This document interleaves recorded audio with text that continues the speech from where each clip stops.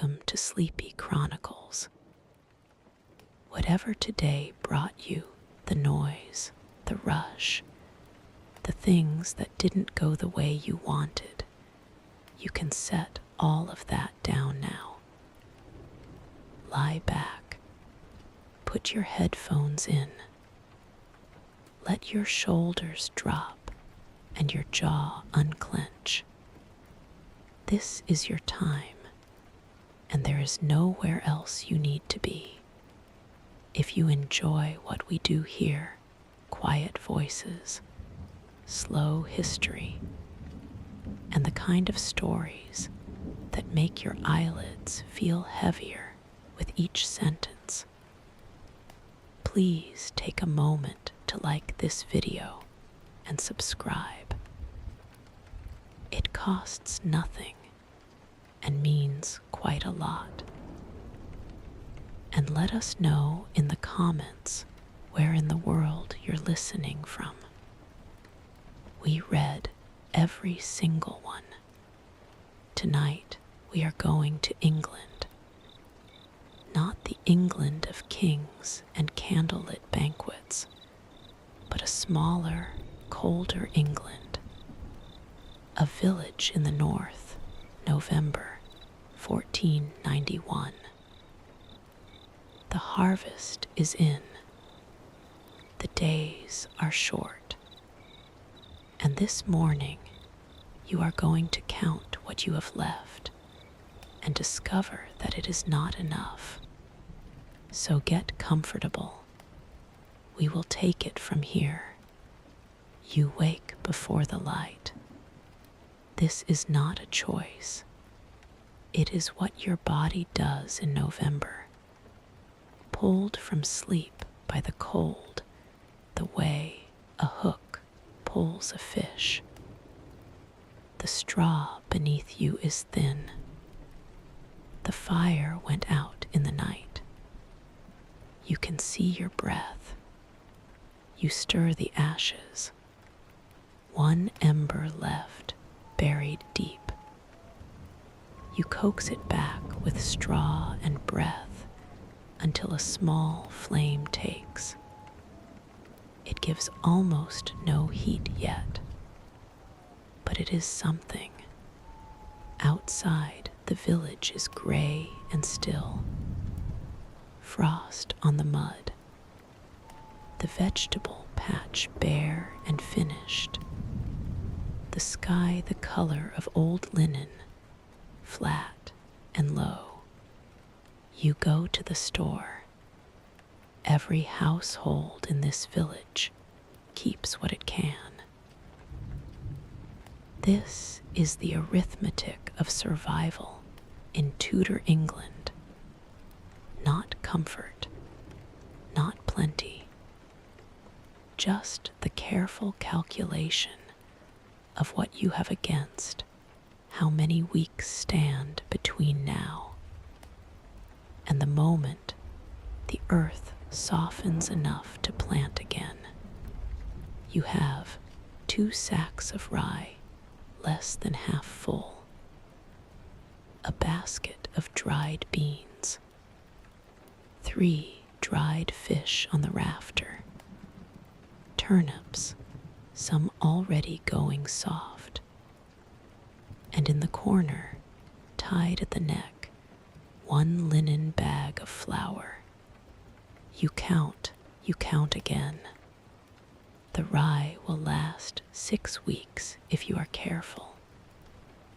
The beans perhaps 4. The turnips 2 more weeks if you pick out the soft ones now. The flour you don't count. The flour you don't touch.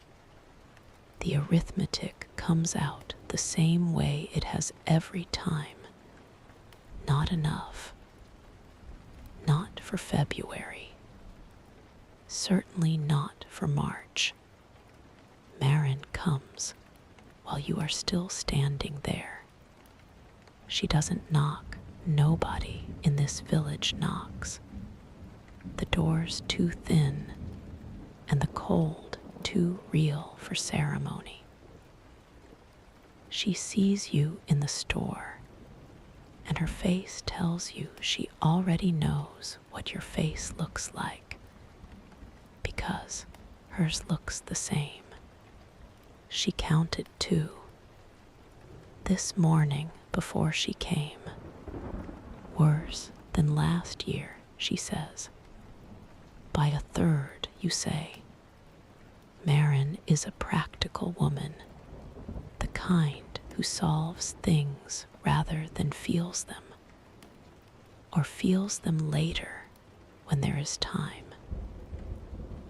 She looks at your store directly, without flinching. We could go to the manor, she says. You both know what this means. To go to the manor is to ask. To ask is to owe. Lord Ashford does not give, he lends.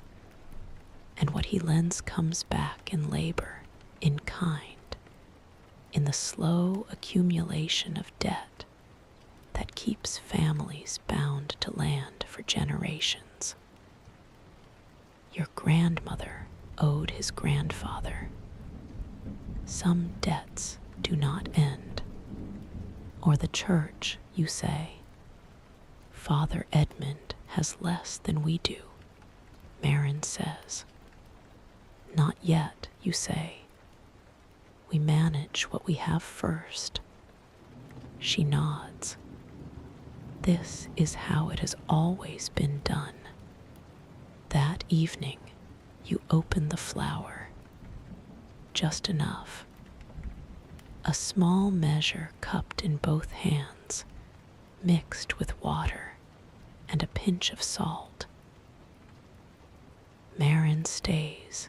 She brought dried thyme, a little rosemary, and the bread that comes out is dense and small, but warm, and you eat it slowly, the way you eat everything these days.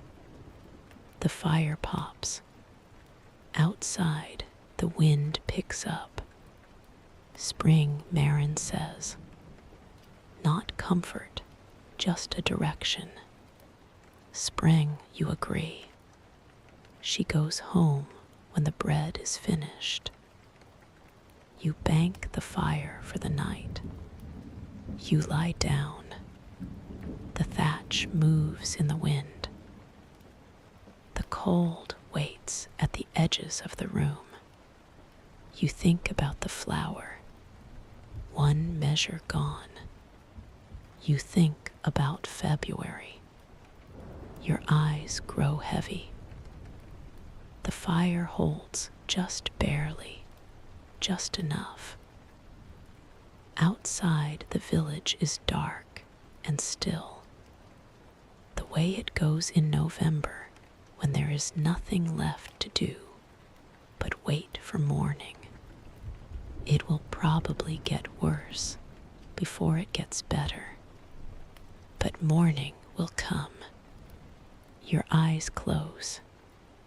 December comes without announcement. One morning, the mud is frozen solid and stays that way. And you understand that November was only practice.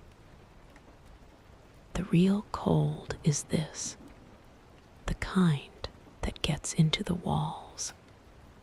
That makes the fire feel like a suggestion rather than a fact. That turns every trip to the store into something you steel yourself for first. The store is lower. Expected. You are eating carefully, the way you planned. But carefully still means less each week, and the numbers you do in your head each morning have stopped being reassuring and started being simply true. You are managing. That is all. You are managing. Then, on a Tuesday in the first week of December, You hear horses. You know what it means before you see them. There is only one reason horses come to a place like this in winter, and knowing it is coming does not make it easier when it arrives. The tax collector and his 2 men ride in from the east road just after mid-morning. Small man, good coat, wool, lined, worth more than you will earn in a year. He carries a ledger. His men carry the ledger's implications. This is how Tudor taxation works in a village like yours. The crown sets the levy. The Lord interprets it. The collector comes twice a year after harvest, and in winter, when there is nowhere to hide and nothing to do but pay. What you owe is calculated against what you hold, what you farm, what the Lord's records say you are worth. The records are rarely generous. He works his way down the row of houses. You watch from your doorway, not hiding, because hiding accomplishes nothing. Marin is at hers, 2 houses down. She catches your eye. Neither of you says anything. When he reaches your door, he opens the ledger without looking at you. Thomas Pryor's holding, he says. Your father's name. 3 years dead. You have not found a way to change it. His daughter, you say. The holding passes to me. He looks up, not unkindly.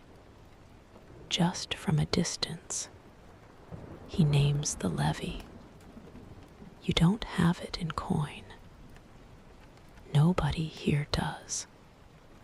You pay in kind, grain, labor. Whatever Lord Ashford's man decides is equivalent, which is always slightly more than equivalent. I have rye, you say, and beans. He names what he will take. More than you offered, less than the full levy. He has done this long enough to know that taking everything means nothing left to tax next year. This is the mercy of Tudor taxation, calibrated to keep you alive, just barely, so that you can be taxed again. You go to the store. You count out the rye, more than half of what remains. The beans. Your hands are steady. Then he looks at the flour. That as well, he says. That's all I have for bread, you say. Half of it, he says. Not a negotiation. You measure out half. You don't look at Marin standing in the lane. You look at your hands and you count, and you give what is being taken. He is gone by noon. Marin comes in without knocking. You are standing in the store. She stands beside you. Neither speaks. You managed, she says finally. Something pulls tight in you. Yes. Managing means half your flour gone, more than half your rye, given to a man who will eat well tonight while you eat carefully. This is the system. You knew it before today. Knowing it doesn't make the emptier store easier. We need to find something, you say. Before February. I know, she says. That night you sit by the fire and look at what remains. Rye reduced, last of the beans, 3 fish still untouched. The flour, half of what it was this morning, tied at the neck, still in its corner. You think about the collector's ledger. Your father's name on it, 3 years gone. A system that does not ask if you have enough before it takes. Not cruelty, arithmetic. The same arithmetic you do every morning, except this version belongs to someone else, done in a warm room, collected by a man in a good coat. You cannot change it. Your mother could not, hers before her. So the question is not how to change it. The question is, what do you bend and what do you keep? The fire settles. Half the flour, but still there. There are threads left to pull.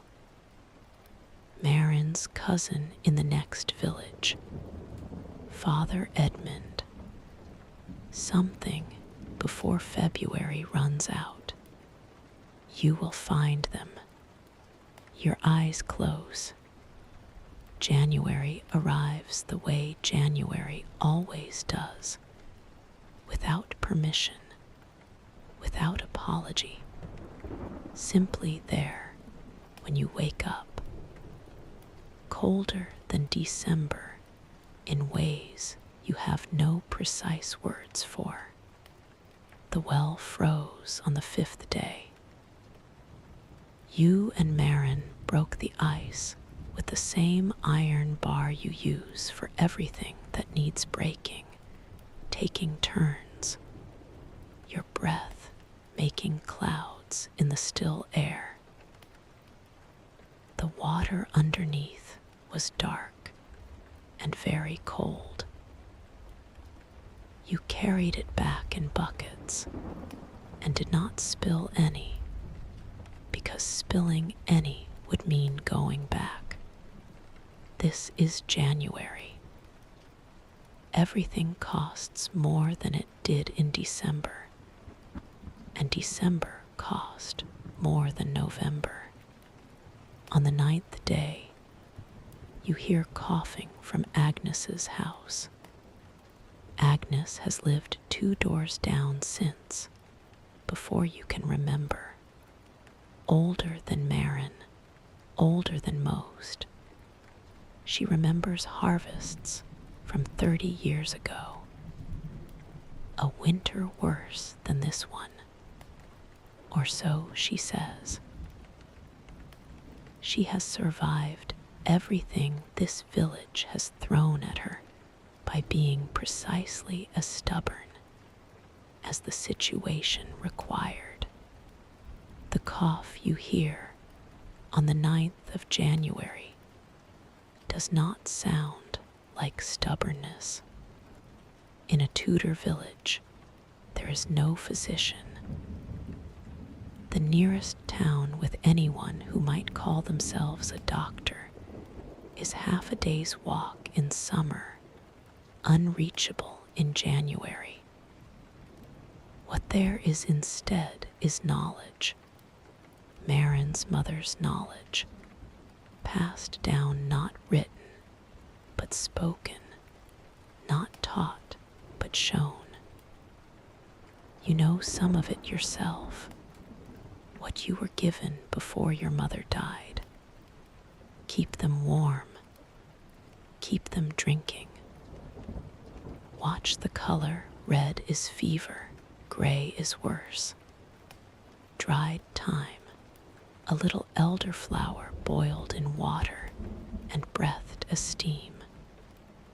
Whether these things cure or simply make the waiting more bearable, you have never been entirely sure. But you do them, because doing something is better than doing nothing, and your mother taught you that. Marin has the time. You take down the dried elderflower from your rafter. Agnes's house is colder than yours. Fire low, nobody to tend it.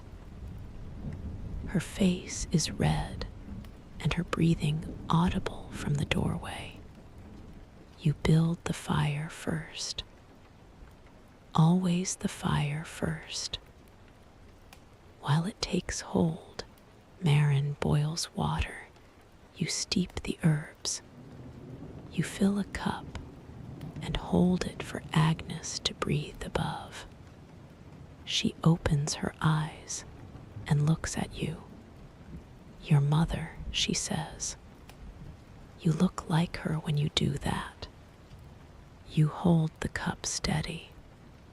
She stood just like that, Agnes says, when I had the fever 15 years ago. Stood there with the cup and told me to breathe. Marin is quiet behind you.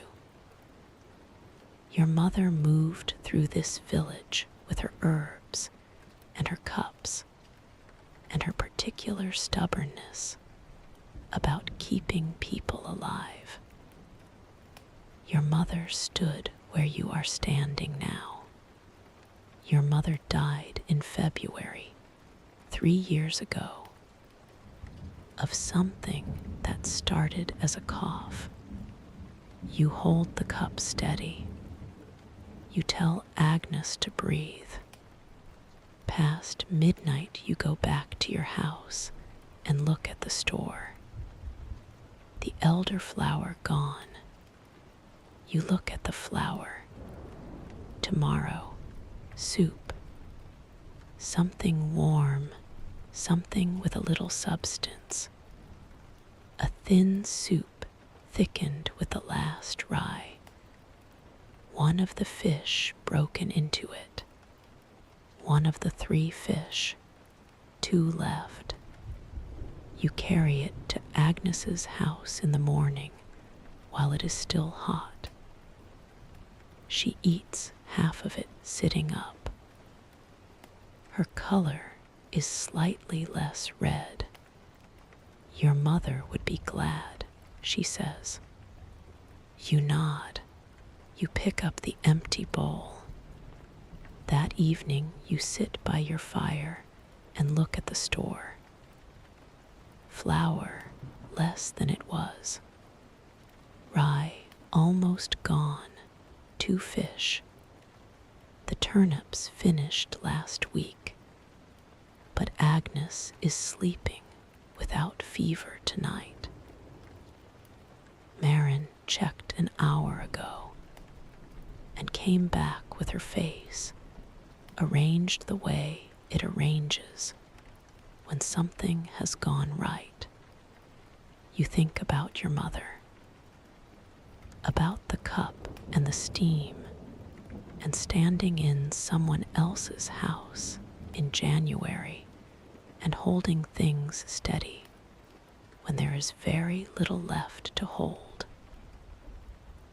Whether she knew those last weeks how close the arithmetic had come, whether she gave things away at the end that she should have kept. You think she probably did. You think you would do the same. Agnes is alive. The flower is less. These 2 things are connected. A choice made, something spent, a life bought that needed buying. You are still deciding if that is how you want to keep doing it. But tonight, by the fire, you think, Yes. Tonight, yes. Your eyes grow heavy. January is not done, but neither are you. Sunday comes on a morning that is almost, not quite, but almost warmer than the ones before it. The frost is still there, but thinner. The mud at the edge of the lane has softened in one spot, just one, near the south wall where the sun reaches first. You notice this on your way to church, the way you notice everything about the weather now, as though your body has decided that survival requires knowing exactly where you stand with the cold at all times. Everyone in the village goes to church on Sunday. This is not piety, or not only piety. The fine for missing Sunday service is 4d, which is more than most people here see in a month. The Crown and the Church have always understood that obligation is more reliable than faith, and in a village like this, they are probably right. You have been going every Sunday your whole life.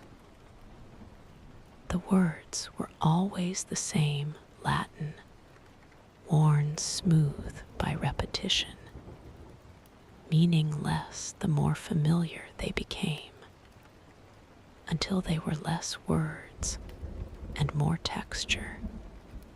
The sound of Sunday, the sound of this particular cold stone building, and this particular community of people breathing together in the same space. Today, the words are different. Father Edmund is in the corner, not at the front, not at the altar, in the corner, on the bench with the oldest men, his hands folded in his lap. He is looking at the floor, or at something near the floor. You cannot tell which. The new man is at the front, younger than Father Edmund by 30 years, sent from somewhere south, with a clean coat and a book, a printed book, which you have seen maybe twice in your life, and which he holds the way people hold things that cost money. He reads from it in English. You know English. Everyone here knows English. That is not the strange part. The strange part is hearing these words in this building, in this language, in the place where the Latin used to live. The prayers you learned as a child were in Latin. Your mother's prayers were in Latin. Her mother's. You didn't understand most of the words, but you knew them, the way you know the shape of a familiar road in the dark, not by seeing it, but by having walked it so many times that your feet remember. These English words are correct. You understand every one of them. They feel like someone else's road. Marin is beside you, as she always is. You feel her stillness, not the comfortable stillness of someone at peace, but the particular stillness of someone who is holding very still on purpose. Outside, after, in the thin February light, people stand in small groups the way they always do, but more quietly than usual. Something has shifted in the village, the way the mud shifted near the south wall. Not broken, not finished, just different in a way that requires adjustment. You find Marin at the edge of the churchyard, looking back at the building. Her face has the quality of a closed door. My mother's name is on the wall in there, she says. Inside, on the stone. She paid for it herself. Saved for 6 years. You know this. You have seen the stone. She said the prayers for it in Latin, Marin says. She learned them specially, practiced them.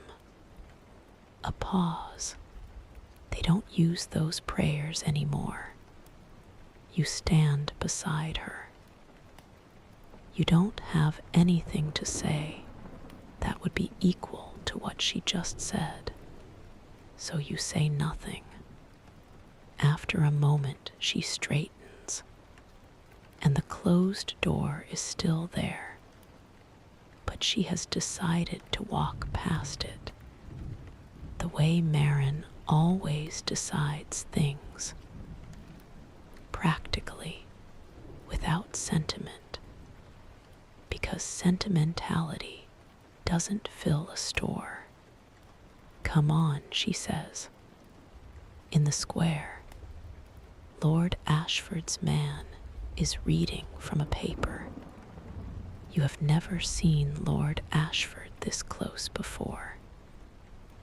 He is on a horse at the edge of the square, a gray horse, well fed, wearing more in its saddle cloth than you own in total.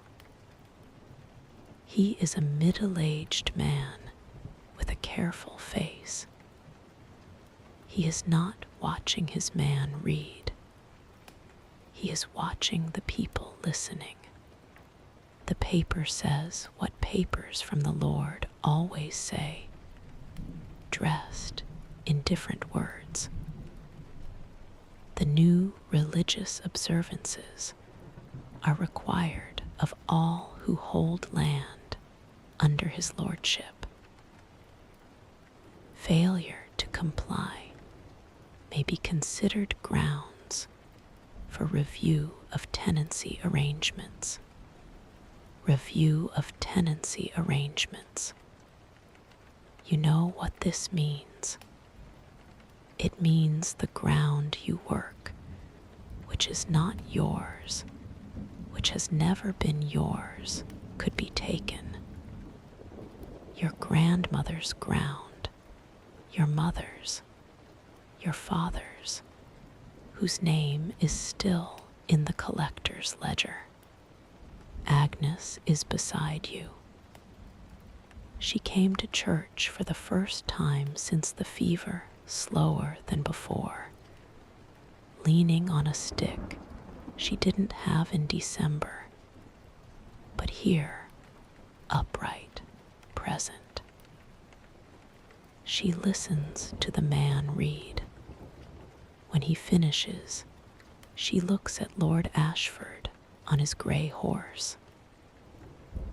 Lord Ashford looks back, or looks in her direction, which is not quite the same thing. Agnes says nothing. She stands straight and looks at him until he looks away. Father Edmund stops you on your way home.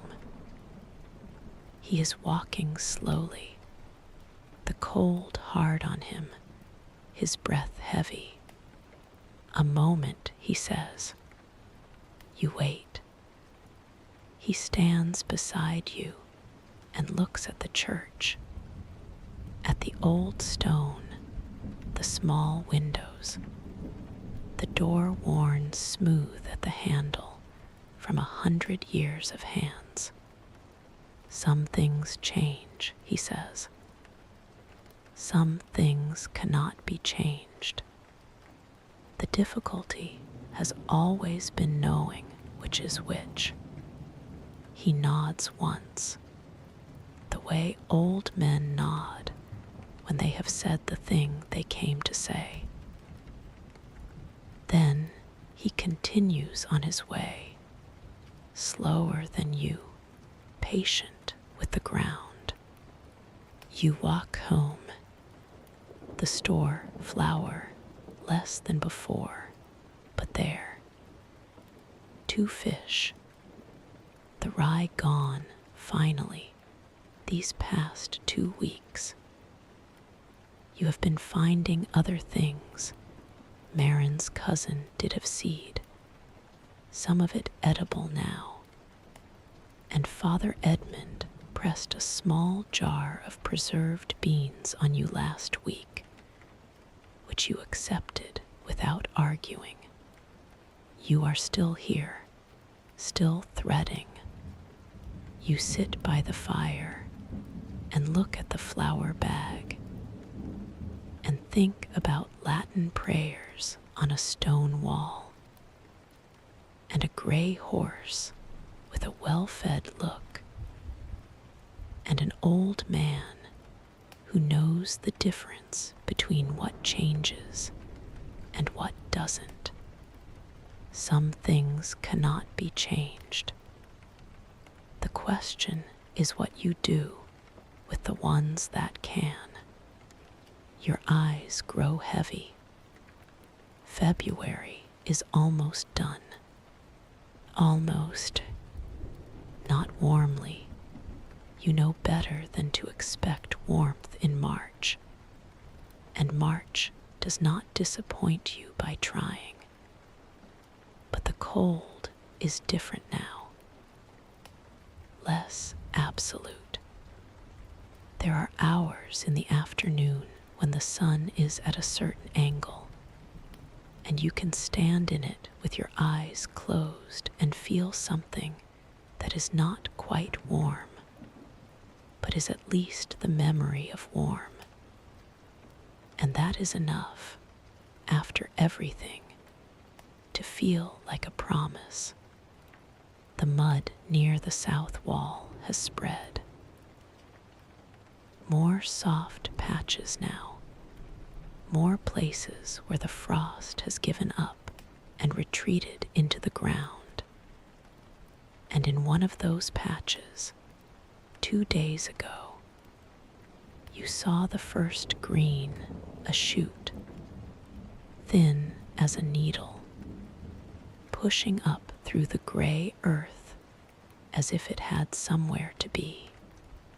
You have been thinking about that shoot ever since. The store is nearly empty. This is not a surprise. You have known it was coming since January, have been planning around it and threading through it, and finding the small things that extended it a little further. Father Edmund's beans, Marin's cousin's seed, the careful rationing that made 2 fish last longer than they should have. You have done everything you could do. What is left? 2 fish, which you have been saving so long they have become almost symbolic. A handful of dried herbs, and in the corner, the flour bag, 1 last measure, maybe 2, tied at the neck as it has always been, in its corner as it has always been. This morning you open it. Marin arrives before you have mixed the water. Agnes comes not long after, slower than before the fever, but steady now, the stick gone, which she abandoned last week with the particular stubbornness of someone who has decided she doesn't need it anymore. The three of you in your small house, your small fire, the last of the flour in the bowl. You mix it, you shape it, you put it on the flat stone. Burlum 1 to de Burl Yapton, Novemberda. Kishin ilk haftalarda. Marin Isle Ikasi. O salmon depoya yeni bakmishtin. Sayalari gurmushtun. Ernund yuzun bur kish. Vardi vini kadar yuzun alakajini. Henus tam bilmi yordan. Now you know you made it through. The bread that comes out is the same dense, small, not quite enough. But you eat it the same way slowly. And this time Agnes is there too, eating her portion with the careful appreciation of someone who spent a week not eating at all. And the fire is the same fire, and the thatch is the same thatch, and outside the mud is softer than it was then, and the days are longer, and somewhere in the lane there is a chute pushing up through the gray earth. We made it, Agnes says. Simply, we made it, Marin agrees. You eat your bread. After, Marin tells you about the manor. Lord Ashford needs hands for the spring planting, not paid work, but tenancy work, the kind that counts against what you owe. If you go, if you put in the weeks, the debt your father's name carries in the ledger comes down. Not gone. Down. You know what this means. Going means giving more of yourself to a system that has already taken your rye and half your flour, and the name your father left on the record 3 years dead. It means the ground stays not yours. It means Lord Ashford on his grey horse, watching. Not going means the debt stays where it is. Stays and grows, slow and patient, the way debts do. Neither is good, both are real. You tell Marin, you will think about it. The Lord's land begins where the lane ends. You have known this boundary your whole life, have walked past it 10,000 times without stopping. Today you stop. The field is still brown, still winter flat, but there is something in the texture of it that is different from February. A looseness in the surface, a readiness.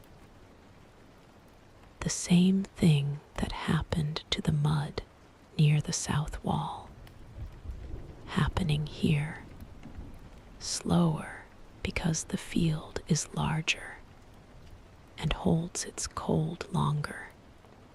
Agnes finds you there.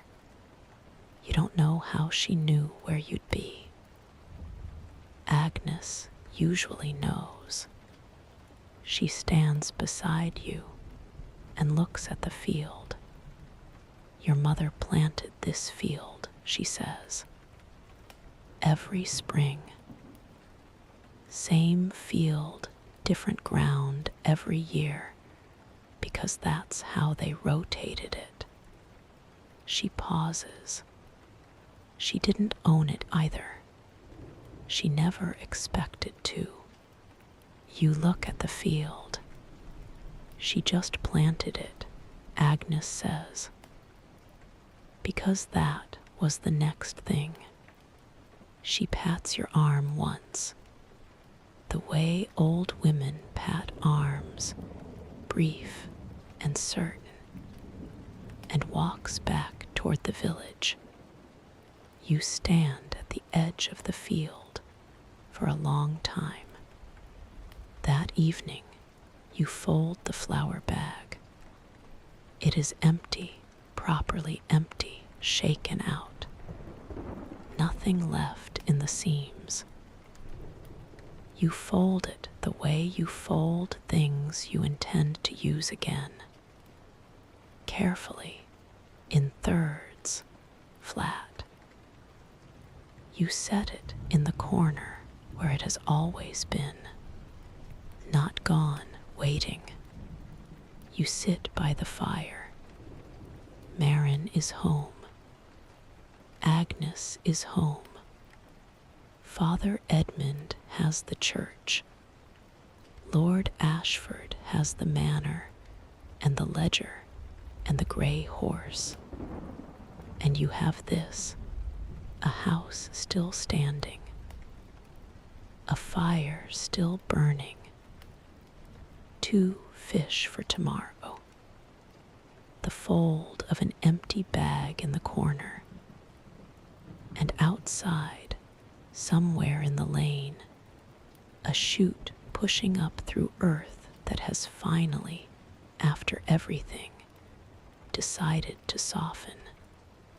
Tomorrow you will wake early. You will go somewhere, the field, or not the field, the road, or not the road. The decision is made, or it is still making itself, which amounts to the same thing when morning comes. What you know is this: you are still here. You bent where you had to. You kept what you could. And the ground is softer today than it was yesterday, and softer yesterday than the day before. That is enough to close your eyes on. Your eyes close. The fire holds. Spring is coming. You can feel it in the mud.